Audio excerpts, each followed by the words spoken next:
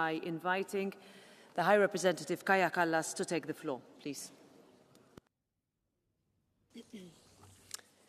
Dear President, honourable members of the European Parliament, 3 years ago yesterday, videos and photos began to emerge showing the bodies of civilians scattered around Yablunska Street in the town of Bucha, Ukraine.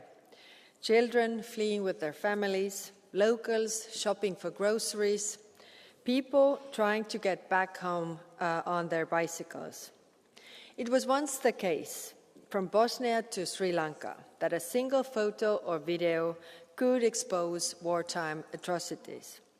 In Bucha, the evidence is overwhelming. From photos to phone records and decoded call signs used by commanders of Russian radio channels, there is no denying it. Now, we know exactly who the perpetrators are. With the technology we have at our fingertips today, impunity for war crimes is frankly impossible, so long as we put the work in it. And that is what we must do, because the number of possible crimes committed in this war is simply beyond belief. The forcible transfer and deportation of Ukrainian children is one of the gravest crimes committed, an extreme violation of human rights. But the impact on children at home in Ukraine is also devastating. According to Save the Children, approximately 4 million school-aged children have experienced educational interruptions since the full-scale war began. Close to 4,000 education institutions have been damaged. More than 10% of the country's education infrastructure has been completely destroyed. Attacks on health facilities have endangered the lives of children, including those with chronic diseases. Birth rates in Ukraine have dropped by 30% during this war. In fact, fertility rates in Ukraine are now amongst the lowest in the world. Russia is destroying Ukraine's present while denying the country its future. The European Union is part of the international coalition for the return of the Ukrainian children. We will do all we can to return the children to their families in Ukraine. The EU has also imposed sanctions on more than 70 individuals responsible for the deportation and forced transfer of children, as well as the re-education and militarization of Ukrainian children. Russia's campaign against human life and dignity truly knows no limits. We also see this in the reports of enforced disappearances, torture, extrajudicial executions, sexual violence against civilian detainees, and prisoners of war by Russian armed forces in occupied territories. The EU will continue raising the cases at every opportunity wherever we can, because no civilian detainee can be forgotten. We must also continue to advocate for the protection of prisoners of war and call on Russia to uphold its long-standing international commitments under international humanitarian law. A just, comprehensive and lasting peace based on the UN Charter and the international law must include the exchange of prisoners of war and release of civilian detainees, along with the return of forcibly transferred and deported Ukrainian children. Every returnee must be fully accounted for and integrated back to the Ukrainian society. Honourable members, the EU has supported Ukraine's efforts on accountability and justice from day one, from evidence collection through the case building, prosecution, preparing claims, and reparations for victims. The EU is a firm supporter of the International Criminal Court, which has issued 6 arrest warrants, including President Putin, Russia's Commissioner for Children's Rights, Maria Lvova-Belova, former Russian Defense Minister and current Secretary of the Security Council of the Russian Federation, Sergei Shoigu, and the General Chief of Staff, Valery Gerasimov. Let us remember that the arrest warrants are only issued after gathering the required evidence. Most criminal cases, around 170,000, have been opened now, will be investigated and prosecuted by Ukrainian authorities. This is why the European Union is also supporting the Prosecutor General's Office of Ukraine. We are strengthening its capacity to investigate and prosecute international crimes committed in Ukraine, including through civilian European Union advisory mission. And for the specific crime of aggression, the EU is leading the work on the establishment of a special tribunal. Legal experts recently finalized the technical negotiations for the tribunal. The Council of Europe will soon start the process for political consideration of the documents to establish the tribunal, including its draft statute. The EU also supports the Register of Damages, established under the auspices of the Council of Europe. And we are actively working with international partners to set up a claims commission. Honourable members, with every life destroyed in Russia's war against Ukraine, there is a family close by, a family that lives on it in pain, searching for a peace of mind. When this war is over, and one day it will be, recovery will come not from only a reconstruction of the buildings in Bucha or Borodyanka or Bakhmut or Chasiv Yar or Donetsk or Mariupol. It will also come in the pursuit of justice and accountability for the heinous crimes committed by Russia. Because only justice will give every Ukrainian family the peace of mind they need to move on and rebuild their lives. Thank you. Thank you very much, Ms. Kallas. Now, on behalf of the EPP Group, Sandra Kalniete. 2 minutes.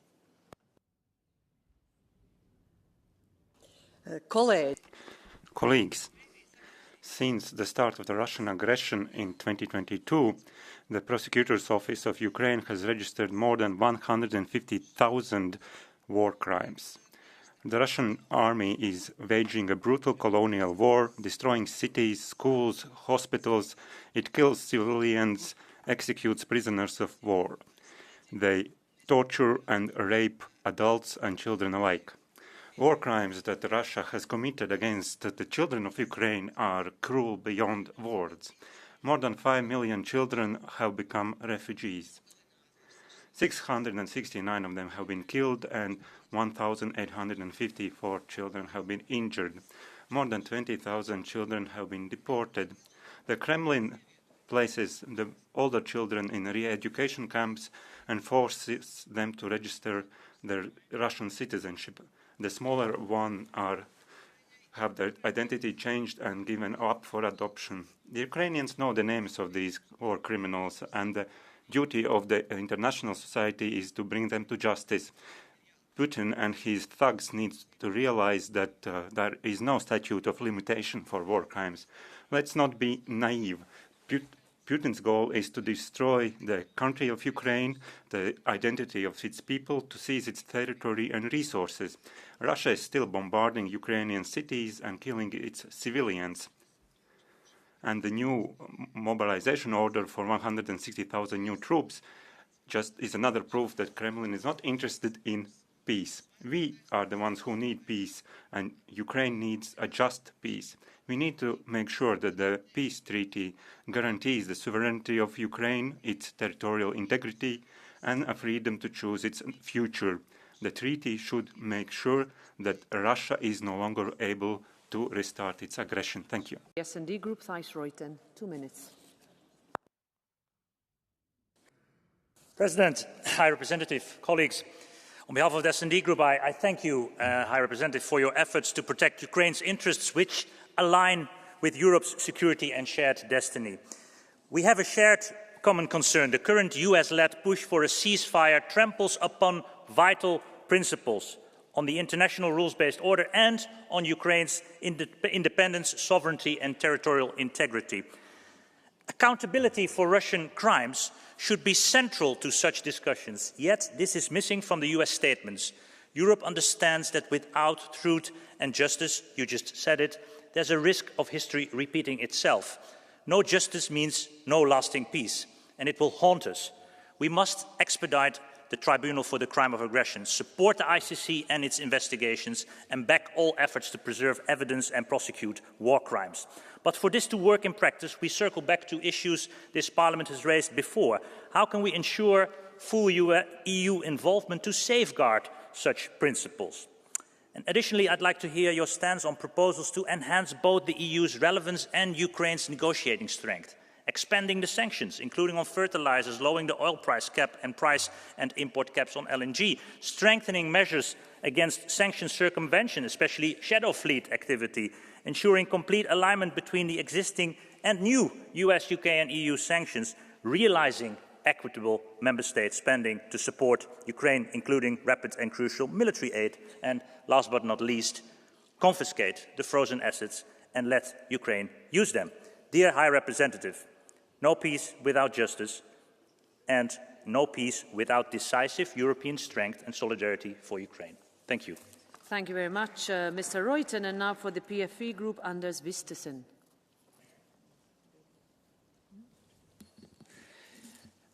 There is not any real doubt that Russia have committed atrocities, war crimes and crimes against humanity during their occupation of Ukraine. The big question for this debate should then be, how do we hold them responsible for that? And the fact of the matter, when we look throughout history, is that we have not been able to prosecute war crimes unless there have been a military victory ahead of it. Lots of war criminals all around the world have gotten away with atrocities simply because conflicts have ended with their victory or with a frozen conflict of sorts. So therefore I think it's all very good that we can sit in this room, debate the issue and agree that it would be good if all war criminals around the world were captured and kept responsible for their actions. But I think for this to matter for the Ukrainians on the ground, we should instead use our time debating how we are going to end up in a situation where that is possible. And at the moment, I don't see any realistic prospects of Ukraine invading Moscow. And in that sense, it becomes a little bit redundant to have this debate. So let's focus on helping Ukraine with preserving what they have instead of having lofty debates that will lead nowhere. I give the floor now for the ECR Group to Michał Dworczyk. 1 minute. Pani Przewodnicząca, Pani Komisarz, koleżanki I koledzy. Madam President, Commissioner, friends, the way in which Ukrainian prisoners of war and civilians are being treated, who have been imprisoned without trial and also in Russian torture chambers, is doubtless a war crime and a crime against humanity.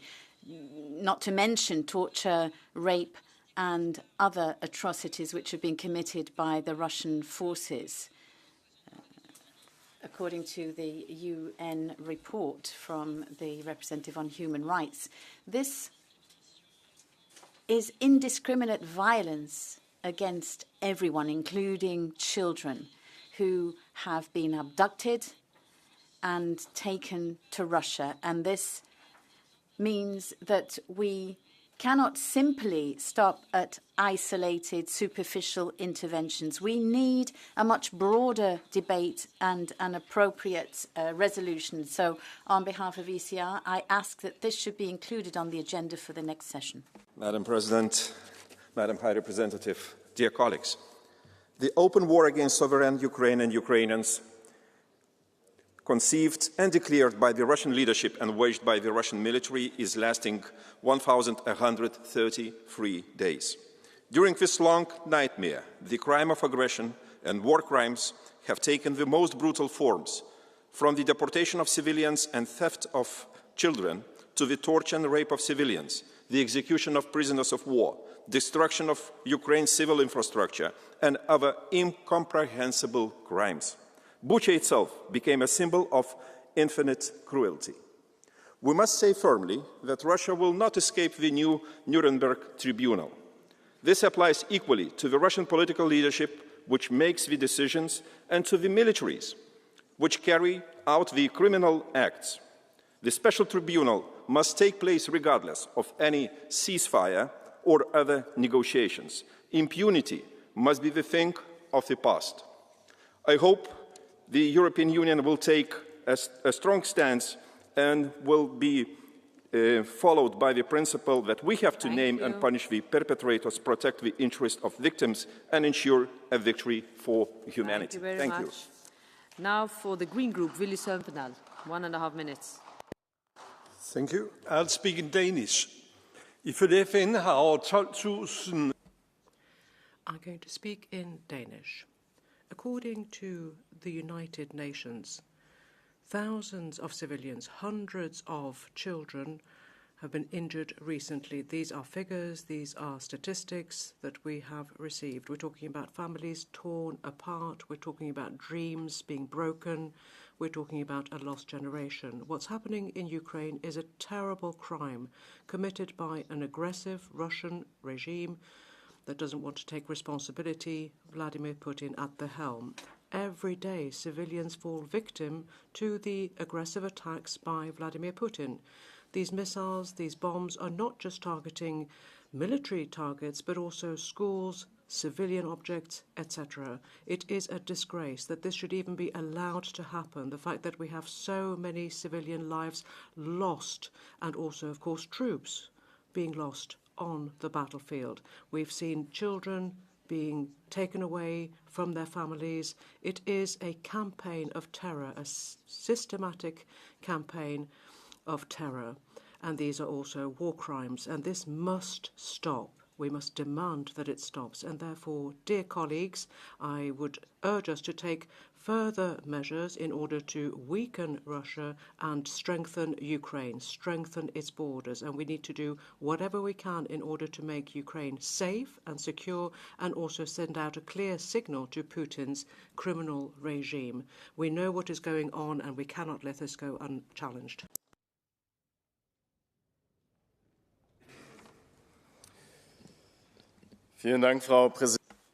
Thank you, Madam President. High Representative Kallas, world politics, global politics are moving at breakneck speed, and we were expecting some statement from you over the last few months, but Russia's illegal war of aggression goes on unabated. It's affecting the Ukrainian civilian population as well as its infrastructure. But diplomatic talks are being held now in Saudi Arabia between the USA and Russia on the one hand, and the USA and Ukraine on the other. When I always ask myself, where's the EU?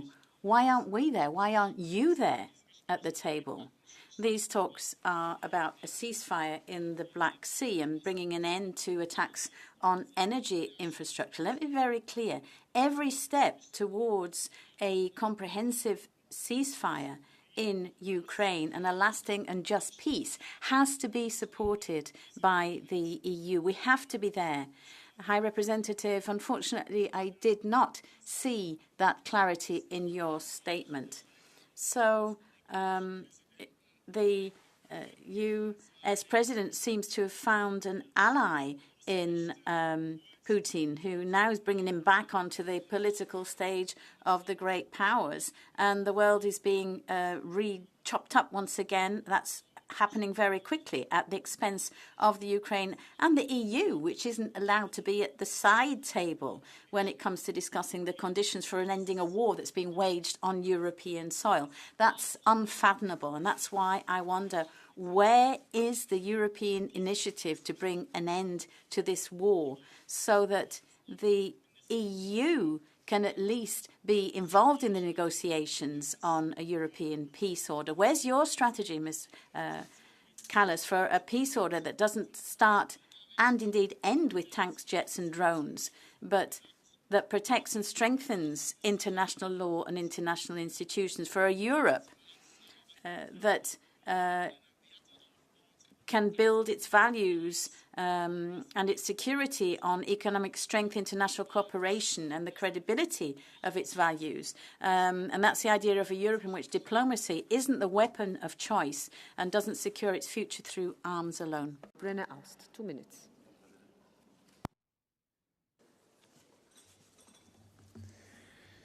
Wir trauern um die Thank you.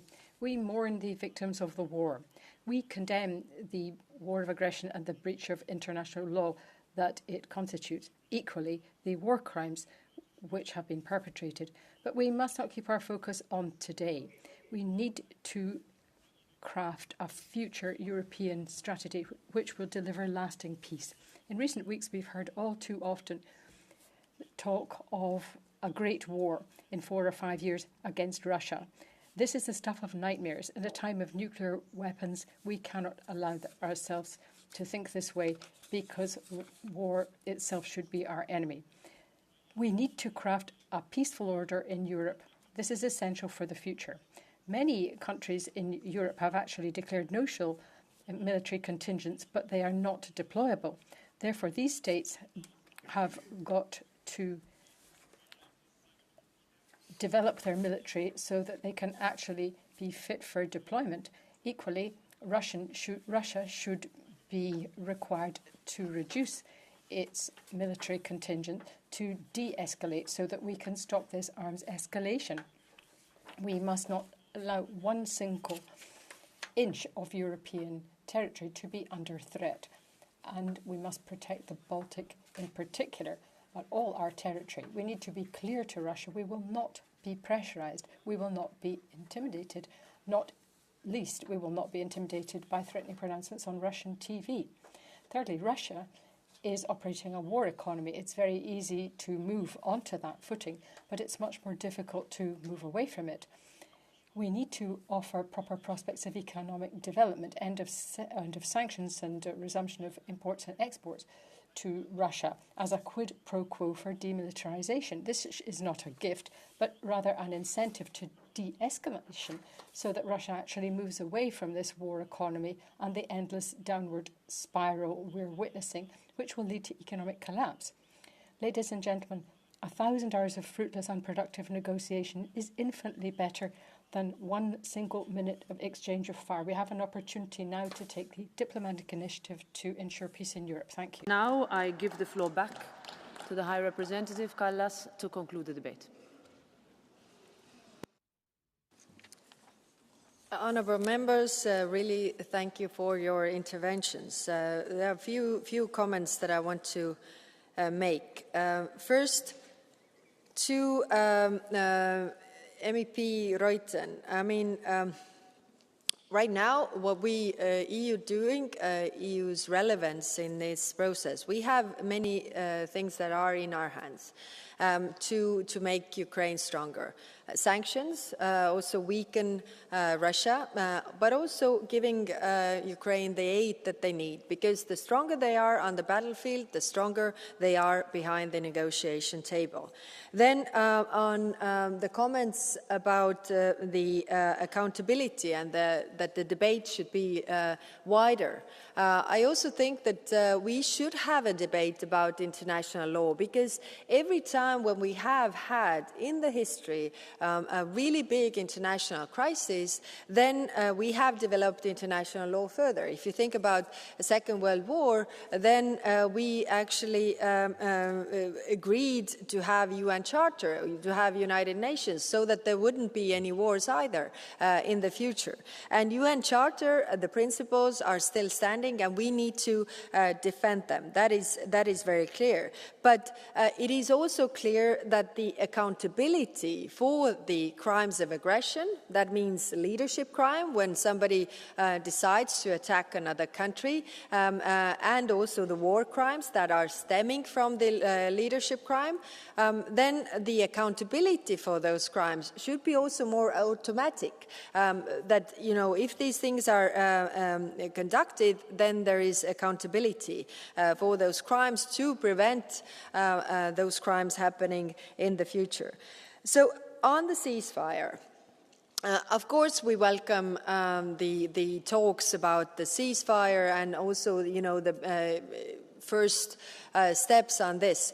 But what really, you know, bothers me in this case is that the ceasefire talks are all about, you know, not attacking things. It's not about attacking people. It's not about attacking civilians It's not about the killing to stop.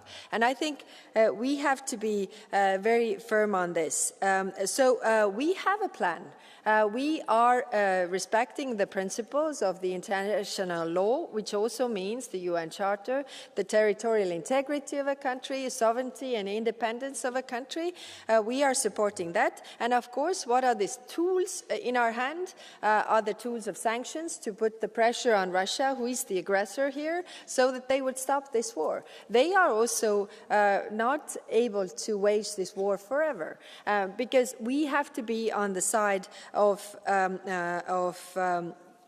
Ukraine here, because there is very clearly one aggressor, one victim.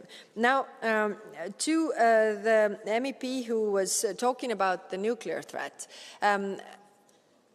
if presenting the nuclear threat works, then what we will see in the world is more nuclear proliferation, because all those countries who are afraid of their neighbors will want to have a nuclear weapon, because this is the only thing that protects them. And all these countries who have an appetite for their neighbors' territories will also want to have a nuclear weapon, because this is the only thing, by threatening to use this weapon, it gets you what you want. And that's why I think European Union is the credible, it's the reliable partner in the world who really has to stand for the international law to be applicable, because it is for all the countries in the world, it is for the peace and security of the world. So that's why our response here in this Russia's war against Ukraine is very important. We have to stand firm. And the EU must be unwavering in its commitment for accountability for all violations of international law committed in connection with Russia's war of aggression against Ukraine. So thank you again for this change of views. Thank you. Thank you very much, High Representative Kallas, for those words. We will pause for a few moments before the vote. Before that, I will have one announcement.